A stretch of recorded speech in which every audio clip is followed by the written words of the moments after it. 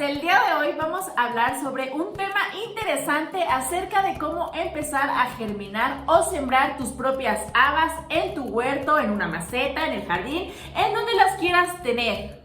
Las habas son plantas leguminosas que pertenecen a la familia Fabaceae.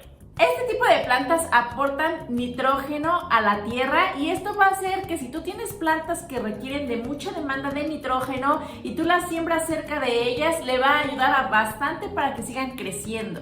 ¿En qué temporada se deben de sembrar las habas? Pues estas se pueden empezar a sembrar en otoño y en invierno para que tú puedas empezar a cosechar ya sea en primavera o en verano y tengas una mejor cosecha.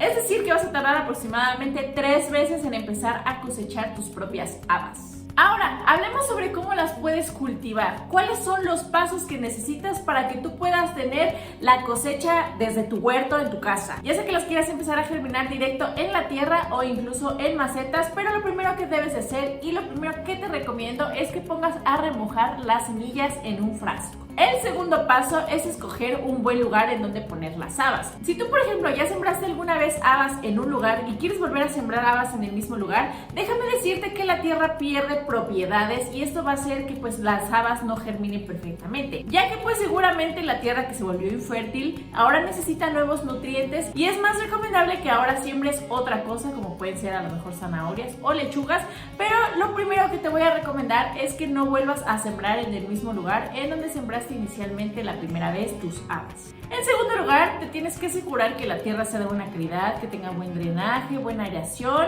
que incluso esté abonada para que pueda crecer mejor la planta y sobre todo en donde las vayas a poner, asegúrate que tenga una buena cantidad de horas de sol. El tercer paso es la siembra. La siembra puede ser directa, es decir, que si tú tienes un terreno en donde quieres empezar a poner las habas, las puedes poner en hilerita. Obviamente no las tienes que poner tan juntas. La profundidad debe de ser aproximadamente 3 veces el tamaño de la semilla. Si tú la metes muy profundo, la semilla nunca va a germinar. Tiene que tener aproximadamente unos 20-30 centímetros de espacio para que esta se pueda expandir y pueda crecer perfectamente. Incluso también la puedes sembrar directamente en una maceta, a lo mejor 1 o 2 semillas en una maceta, y de esas 2 semillas que estás metiendo en una maceta, una de las 2 va a germinar. Asegúrate que la maceta sea lo suficientemente grande para que esta se pueda extender perfectamente por abajo de la tierra y pueda crecer muy bien. No olvides que lo recomendable es que dejes unos 20-30 centímetros de separación entre cada una de estas plantas para que se puedan expandir perfectamente. El cuarto paso es el riego, y cuando te estoy diciendo del riego te quiero decir que la tierra te va a decir o te va a avisar cuándo es que necesita agua tu planta, ya que si tú ves que la tierra ya está seca, la tierra ya se está cuarteando, es que ya necesita agua tu planta. Sin embargo, si ves que la tierra sigue húmeda, incluso si le llegas a meter un palito o incluso el dedo y ves que la tierra todavía está húmeda, quiere decir que no necesita aún agua. Pero debes de tener mucho cuidado con el riego, ya que si te excedes de riego puedes pudrir las raíces o si le hace falta se puede secar la planta. Y el último y quinto paso es que no requiere una gran cantidad de nutrientes, es decir que sí es importante que tenga un buen abonado, pero no es así de que requiera precisamente muchísimas características del abonado o que sea un abonado súper especial.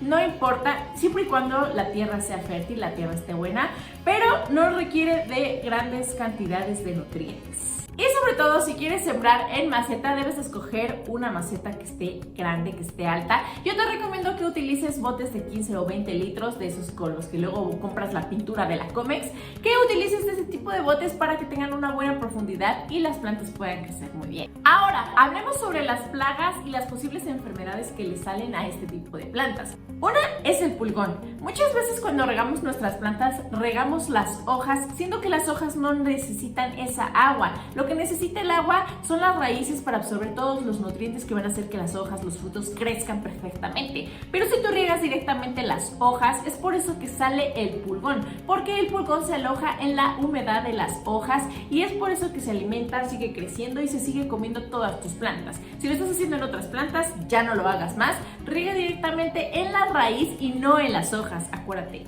no en las hojas. Con eso vas a evitar que te salgan plagas como el pulgón y en estos casos es mejor estarlas inspeccionando, supervisando para que en cualquier momento de que veas que le está saliendo puntitos o algunos pulgoncitos, evites y combatas con tiempo de anticipación todo este tipo de plagas y evites que todo esto se propague y las plantas se terminen muriendo. Otro hongo muy conocido que sale en este tipo de plantas, que son las habas, es el mildew. Esta es una mancha como color blanca que se hace en las hojas y también sale por exceso de humedad, porque a lo mejor regaste de más la tierra o incluso tiene alguna deficiencia de agua, y es por eso que el riego es súper importante, súper fundamental, no solo para este tipo de plantas, sino para varias plantas. Ahora, hablemos de algunos de los tipos de habas que existen. Una de ellas se llama haba Carmen, que esta resiste perfectamente los fríos. La siguiente es la haba albina. Esta se adapta en diferentes condiciones e incluso es muy sabrosa. Y otra más es la haba muchamiel. Esta es la que más generalmente se produce, o la más conocida, o la que genera más cultivo. ¿Qué tipo de plantas puedo sembrar cerca de mis habas?